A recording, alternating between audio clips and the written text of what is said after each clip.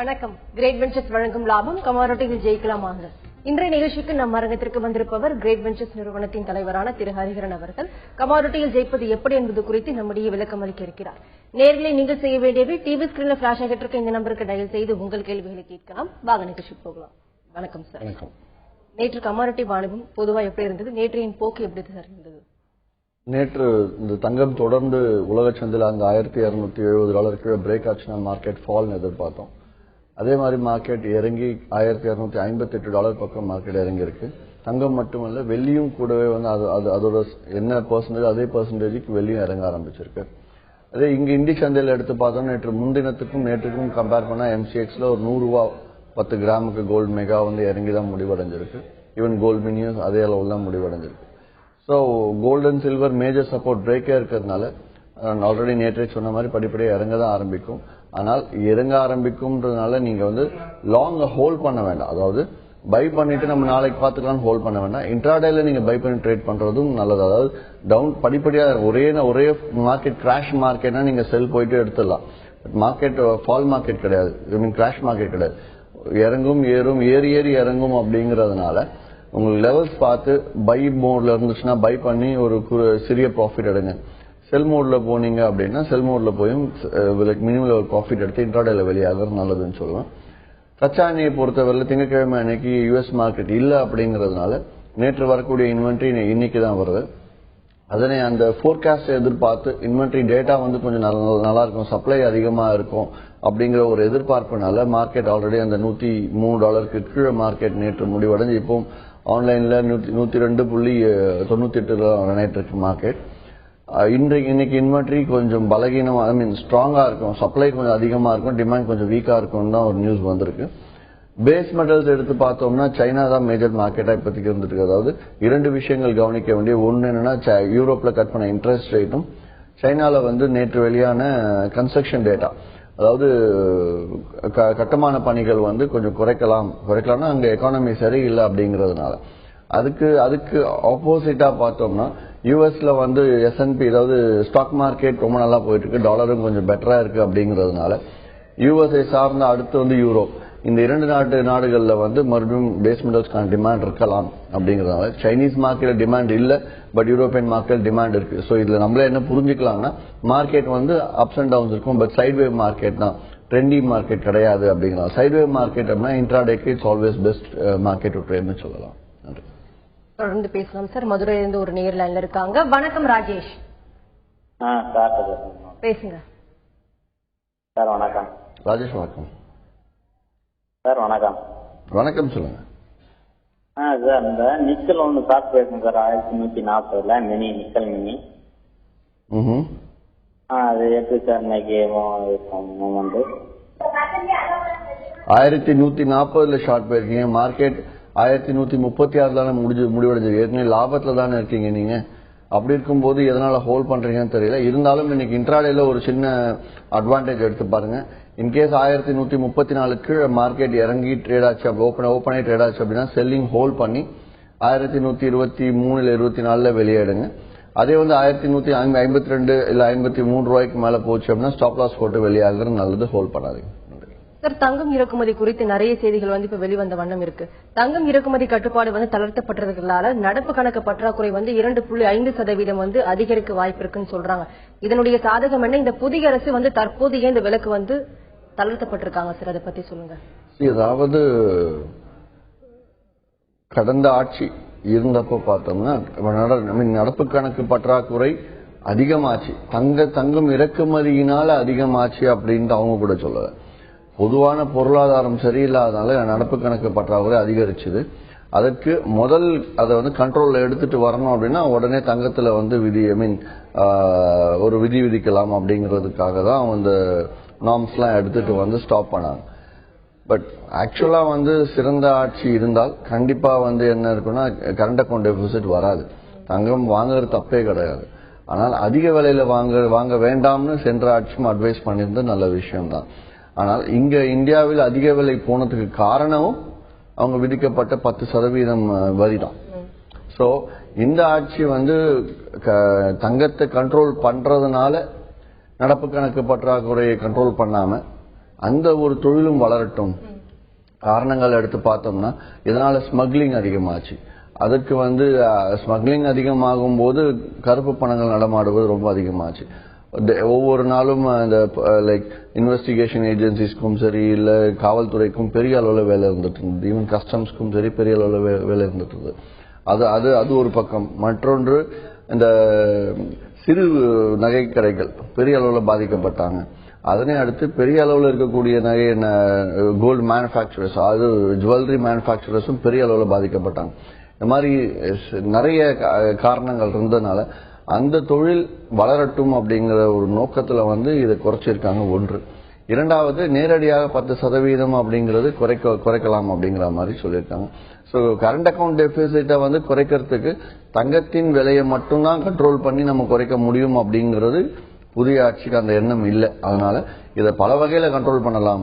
அதை பார்த்து நாடு முன்னேறுவதை போக்கஸ் பண்ணுவோம் அப்படிங்கிறதுக்காக அந்த விஷயங்கள் விலகி இருக்காங்க. மேலும் பேசலாம் சார். அடுத்த நேர் லைன்ல இருக்காங்க. வணக்கம் ராதிகா மணிகண்டன். வணக்கம் மேடம். சொல்லுங்க ராதிகா மணிகண்டன், உங்க கேள்வி என்னன்னு கேளுங்க. நான் ஹரிஹரன் சார்ட்ட பேசணும். வணக்கம் சார், உங்களோட கிளைண்ட் தான், உங்களோட டிப்ஸ்லாம் ரொம்ப யூஸ்ஃபுல்லா இருக்கு. எனக்கு 2 டவுட் இருக்கு சார். மார்னிங் இந்தியன் மார்க்கெட் க்ளோஸ்னு வர இதுக்கும் மார்னிங் வர க்ளோஸ்க்கும் டிஃபரன்ஸ் இருக்கு. அதே மாதிரி அந்த ஹை லோ லெவல் எதை வச்சு முடிவு பண்றாங்க? ரொம்ப சிம்பிள்ங்க. அதாவது நீங்க கேட்கிற கேள்விக்கு நான் நிறைய பதில் ஏற்கனவே கொடுத்திருக்கேன். என்னன்னு பாத்தீங்கன்னா, இந்திய சந்தை முடிவடைஞ்சது இந்திய நேரத்தின்படி 11:30க்கு முடிவடையுது.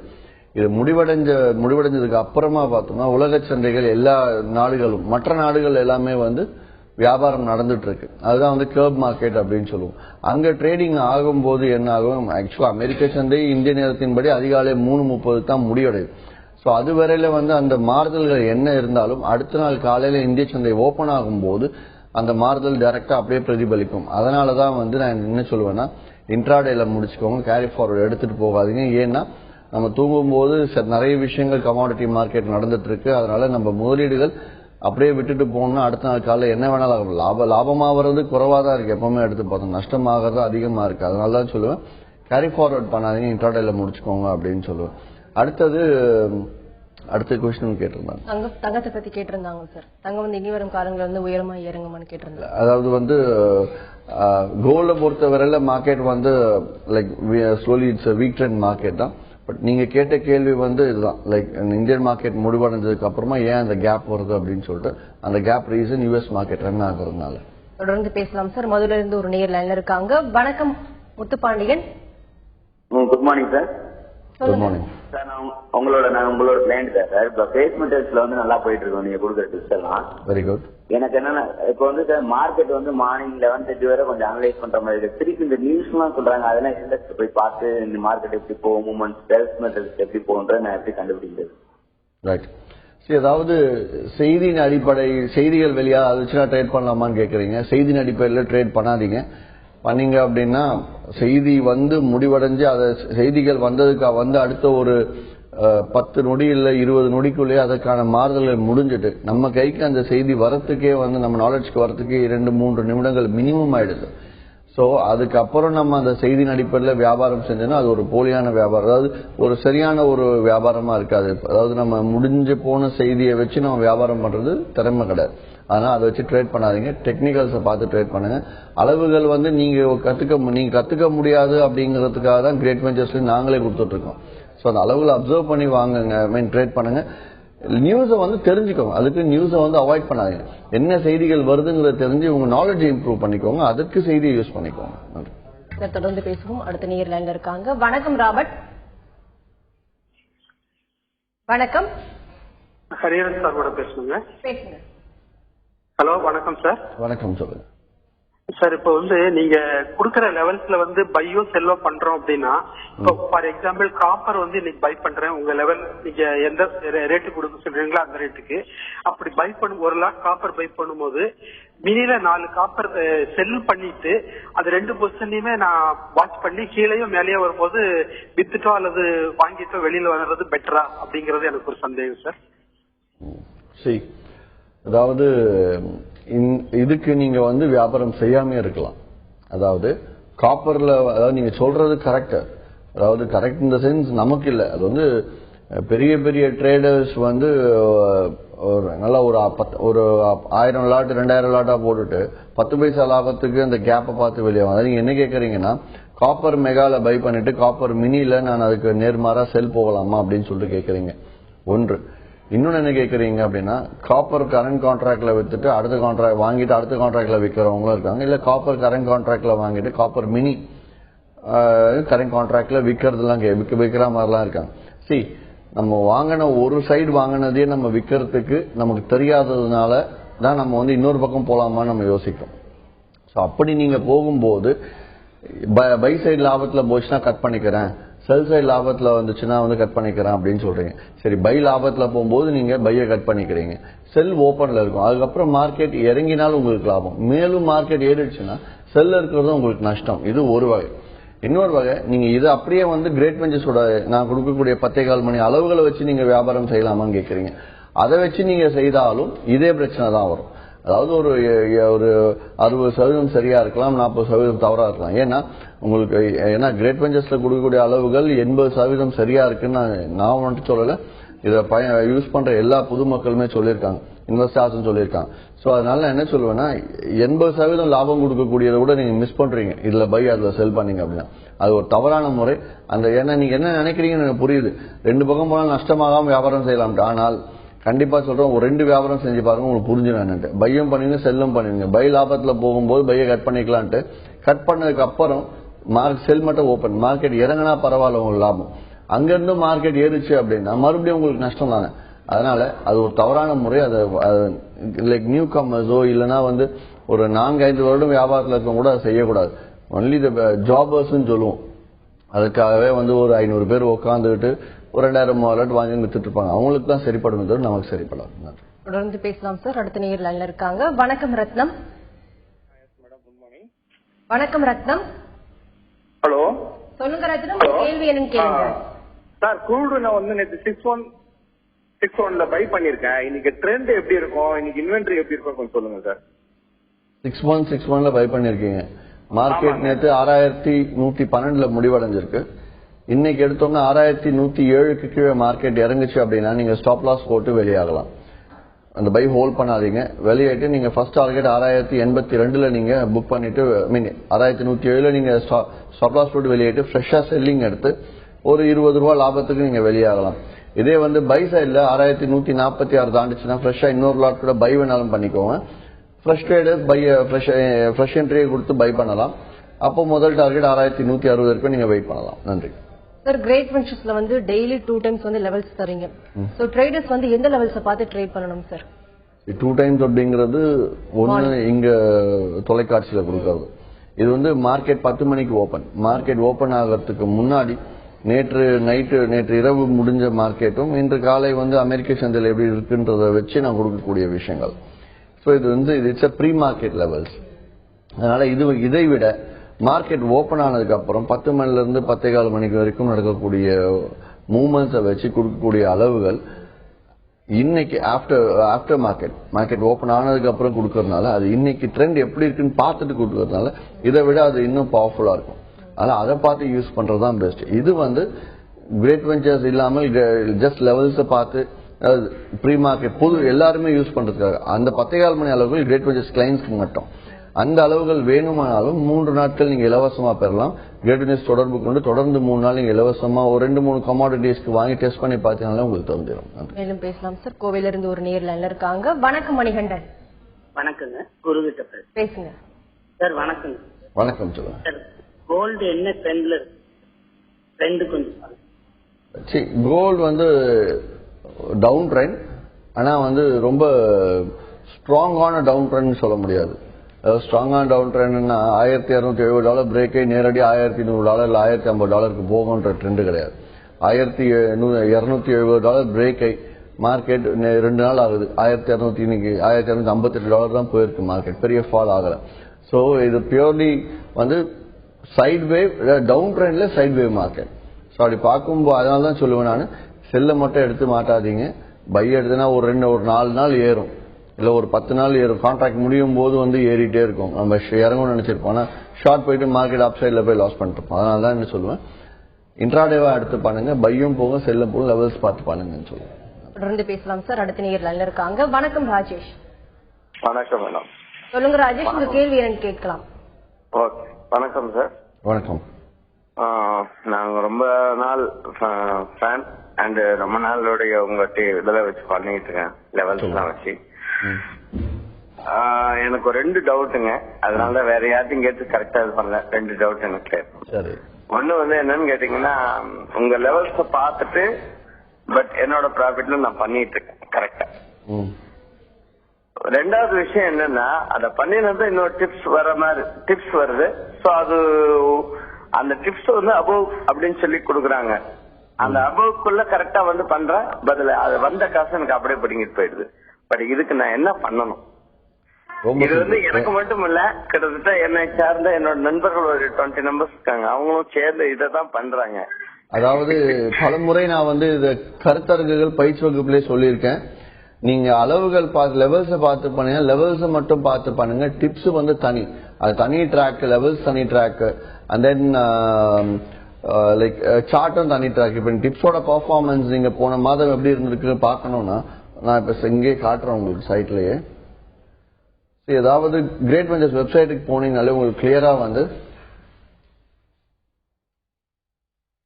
பாஸ்ட் பெர்ஃபார்மன்ஸ் கொடுத்துருக்கும். அந்த பாஸ்ட் பெர்ஃபார்மன்ஸ்ல போய் பாத்தீங்கன்னா என்ன பெர்ஃபார்மன்ஸ் கொடுத்துருக்கு போன மாதம் அப்படிங்கறத நீங்க தெளிவா பார்க்கலாம். சோ அப்படி இங்க ஜஸ்ட் டைரக்டா ரிசர்ச் போனீங்கன்னா இங்க பாஸ்ட் பெர்ஃபார்மன்ஸ் இருக்கும். ரிசர்ச்ல பாஸ்ட் பெர்ஃபார்மன்ஸ் கிளிக் பண்ணீங்கனாலே ஆட்டோமேட்டிக்கா உங்களுக்கு எந்த மாதத்துக்கு வேணும்னு அதுவே கேட்கும். ஃபார் எக்ஸாம்பிள் நம்ம ஏப்ரல் மாதம் எடுத்து பார்க்கலாம், மே மாதம் இன்னும் முடியல அப்படிங்கறதுனால ஏப்ரல் மாதம் எடுத்து சர்ச் பண்ணனா என்னென்ன கமாடிட்டிஸ்க்கு என்னென்ன பெர்ஃபார்மன்ஸ் பார்க்கலாம். ஃபார் எக்ஸாம்பிள் நீங்க கோல்டுக்கே எடுத்து பாக்குறீங்க, இது பாஸ்ட் பெர்ஃபார்மன்ஸ் ஆஃப் கோல்டு வந்து இங்க ஓபன் ஆகல. இந்த லிங்க்ல நீங்க ஓபன் பண்ணி பாத்தீங்கன்னா உங்களுக்கு கண்டிப்பா வந்து என்ன ஆகும், கடந்த மாதம் எப்படி இருக்கு பெர்ஃபார்மன்ஸ் பார்க்கலாம். ஒவ்வொரு கோல்டு எல்லாம் எடுத்தீங்கன்னா 1.5 லட்சம் ரூபாய் லாபம் கொடுத்திருக்கு, வெள்ளி 1.5 லட்சம் லாபம், ஒரு லாட் கோல்டுக்கே சொல்றேன், வெள்ளி 1.5 லட்சம் லாபத்தை கொடுத்திருக்கு, க்ரூட் ஆயில் 40,000 கொடுத்திருக்கு ஒரு லாட்டுக்கு. ஒரே ஒரு லாட்டை வச்சு அந்த மாதத்துக்கு வரக்கூடிய 20-22 டிப்ஸை மட்டும் நீங்க ஃபாலோ பண்ணிருந்தீங்க அப்படின்னா. சோ நம்ம லெவல்ஸை பார்த்து பை பண்ணும்போது டிப்ஸ்ல வந்து செல் கொடுத்துருப்பாங்க. டிப்ஸ்ல செல்லுங்கிற தனி ஃபார்முலா, தனி ஸ்ட்ராட்டஜி. லெவல்ஸ் பைங்கிறது வந்து அந்த ஒரு காலையில் நடந்த அந்த 1/4 மணி நேரத்தை வச்சு பண்றது. அதே மாதிரி அளவுகள் நான் ஒரு முறை தான் பயன்படுத்த, 2ஆம் முறை பயன்படுத்தக்கூடாது அப்படிங்கிற அன்னைக்கு. சோ இந்த மாதிரி நிறைய விஷயங்கள் இருக்கிறதுனால நீங்க லெவல்ஸையும் பார்த்து லாபம் எடுக்கணும், டிப்ஸையும் பார்த்து எடுக்கணும்னா 2 அக்கௌண்ட் வச்சுக்கோங்க. சோ ஒரு அக்கௌண்ட் லெவல்ஸ் பார்த்துட்டு எடுக்கணும், இன்னொரு அக்கௌண்ட் டிப்ஸை பார்த்து பண்ணுங்க. ரெண்டுத்தையும் கன்ஃபியூஸ் பண்ணிட்டா கண்டிப்பா நீங்க லாபம் எடுக்க முடியாது, எடுத்து விட தான் செய்ய முடியும். மேலும் பேசலாம் சார். நாமக்கல்ல இருந்து ஒரு நேர் லைன்ல இருக்காங்க. வணக்கம் கார்த்திகேயன். வணக்கம் மேடம், சார்கிட்ட பேசணும். பேசுங்க. வணக்கம் சார். வணக்கம், சொல்லுங்க. சில்வரை பாதிக்கக்கூடிய நியூஸ் வந்து வாரத்துல எந்த கிழமை வரும், எத்தனை மணிக்கு வரும் சார்? நான் டிவியில பார்த்துருக்கேன். இல்ல மறுபடியும் கேளுங்க. சில்வரை பாதிக்கக்கூடிய செய்தி வாரத்துல எந்த கிழமை வரும், எத்தனை மணிக்கு வரும், டிவியில பார்த்துருக்கேன். சில்வரை பாதிக்கக்கூடிய செய்திகள் வந்து எந்த கிழமையில வரும்? சில்வருக்குன்னு தனியா செய்திகள் வெளியாகிறது கிடையாது. வருஷத்துல ஓரிரு செய்திகள் வெளியானா பெரிய விஷயம். உலக அளவுல சரி, இந்திய அளவுலயும் சரி. ஏன்னா வெள்ளி வந்து முழுக்க முழுக்க தங்கத்தை சார்ந்துதான் போகும். ஏன்னா ஸ்ட்ராங்கஸ்ட் மெட்டல் கோல்டு, அடுத்த ஸ்ட்ராங்கஸ்ட் மெட்டல் வந்து பிளாட்டினம் தான் இருக்கனால ட்ரேட் பண்றதுல மேஜரா பார்த்தா யூஸ் பண்றது சில்வர். சோ கோல்டும் சில்வரும் தான் வந்து மேஜர் மெட்டல்ஸா இருந்துட்டு இருக்கிறதுனால கோல்டோட டிமாண்ட் சப்ளை பேஸ் பண்ணி அந்த மார்க்கெட் மூவ்மெண்ட், அந்த கோல்டு மார்க்கெட் மூவ்மெண்ட் இருக்கும். அதை சார்ந்து சில்வரோட டிமாண்ட் சப்ளை, சில்வரோட மார்க்கெட் மூவ்மெண்ட் இருக்குங்கிறதுனால நீங்க தங்கத்தோட செய்திகள் தான் ஃபாலோ பண்ணும். அப்படி பார்க்கும்போது தங்கத்துக்கு என்னென்ன செய்திகள்னா, தங்கத்துக்கு டெய்லி செய்திகள் வெளியாகும். ஒவ்வொரு நாள் 10 குறைஞ்ச ஒரு செய்தி, சில நாள் 4-5 செய்திகளும் வெளியாகும். அதை நீங்க மானிட்டர் பண்ணாலே போதும். அதை எப்படி கூகுள்ல போய் டைப் பண்ண நிறைய செய்திகள் வந்துட்டே இருக்கு. ஏதாவது படிச்சுட்டே இருந்தீங்கன்னா நாலேஜ் உங்களுக்கு கேதர் ஆகும். முக்கியமாக அமெரிக்க பொருளாதாரம், உலக பொருளாதாரம், இதை நீங்க மெயினா நோட் பண்ணும். யூஎஸ், யூகே, இதை நீங்க மெயினா நோட் பண்ணாலே போதும். இந்தியாவில் வரி விதிகள் மட்டும்தான், அதையும் வந்து இப்ப விலக்கிட்டாங்க, அதை பத்தி நீங்க ஒரே பண்ணிக்க வேண்டாம். மேலும் பேசலாம் சார். நெக்ஸ்ட் காலர் லைன்ல இருக்காங்க. வணக்கம் கார்த்திகேயன். சார் வணக்கம் சார். சொல்லுங்க கார்த்திகேயன், உங்க கேள்வி என்னன்னு கேளுங்க. சார் வணக்கம். நான் வந்து சில்வர் மினி வந்து ட்ரேட் பண்ணிருக்கேன். இந்த வாரம் 3 நாளா பாத்தீங்கன்னாக்க வந்து இறங்கிருக்கு. ஸோ ரிமைனிங் 2 days இன்னைக்கு நாளைக்கு வந்து சில்லர் மணி 3 நாள் பை போட்டேன் எனக்கு லாஸ் ஆஃப் இருக்கு. இன்னைக்கு நாளைக்கு வந்து ஏறதுக்கு சான்ஸ் இருக்கா? நான் பை போடலாமா செல் போடலாமா? இன்னைக்கு நாளைக்கு கேட்கறாங்க. ஃபர்ஸ்ட் இன்னைக்கு மட்டும் பார்ப்போம். இன்னைக்கு 40,396க்கு மேல சில்வர் மெகா ஏற ஆரம்பிச்சுன்னா மினி பை பண்ணுங்க. முதல் டார்கெட் சில்வர் மெகா 40,500ல வெளியாகலாம். அதே வந்து 40,100 கீழே மார்க்கெட் போச்சுன்னா செல்லிங் போட்டு முதல் டார்கெட் 39,950ல நீங்க வெளியாகலாம். ஸோ மெகா வச்சு ட்ரேட் பண்ணி மெகா வச்சு மினி ட்ரேட் பண்ணுங்க. நன்றி சார். ஆபரணங்களை வந்து முதலீடு செய்ய எவ்வளவு பொதுவா இன்வெஸ்ட் பண்ணலாம் சார்? ஆபரண தங்கம் இப்போதைக்கு வாங்கலாமான்னு கேட்டா கொஞ்சம் கொஞ்சமா வாங்க ஆரம்பிக்கலாம். அதாவது மார்க்கெட் அப் ட்ரெண்ட் இல்ல அப்படிங்கறதுனால நம்ம வந்து இப்பவே போயிட்டு பை பண்ண வேண்டிய அவசியம் கிடையாது. கொஞ்சம் கொஞ்சமா வாங்கி ட்ரேட் பண்ணாலே போதும். ஆபரண தங்கம் முதலீட்டாளர்களும் சரி, இந்த நகையா சேமிக்கிறவங்களும் பாஸ் வாங்குறவங்களும் சரி, என்ன ஒரு உதாரணத்துக்கு ஒரு 10 லட்சத்துக்கு இல்ல 1 லட்சத்துக்கு வாங்கணும்னு இருக்காங்க அப்படின்னா ஒரு 25,000 நாளா பிரிச்சுட்டு கொஞ்சம் கொஞ்சமா வாங்குறது நல்லது. Thank you sir. நீங்க இங்க அரங்கத்துக்கு வந்தது கமாடிட்டி ட்ரேடிங் இருக்கக்கூடிய பலவிதமான ஏற்றம் இறக்கங்கள் குறித்து நிறைய விஷயங்கள் பகிர்ந்துக்கிட்டீங்க. நேர்களை கேட்ட ஒவ்வொரு கேள்விக்கும் ரொம்ப பொறுமையா பதிலளிச்சீங்க சார். நன்றி. நன்றி. கிரேட் வெஞ்சர்ஸ் வழங்கும் லாபம் கமாடிட்டியில் ஜெயிக்கலாம் வாங்க நிகழ்ச்சி. இன்று நம் அரங்கத்திற்கு வந்திருப்பவர் கிரேட் வெஞ்சர்ஸ் நிறுவனத்தின் தலைவரான திரு ஹரிஹரன் அவர்கள். கமாடிட்டியில் ஜெயிப்பது எப்படி என்பது குறித்து அவர்கள் சொன்ன பலவிதமான தகவல்கள் உங்களுக்கு ரொம்பவே பயனுள்ளதாக அமைந்திருக்கும். மீண்டும் சந்திப்போம். வணக்கம்.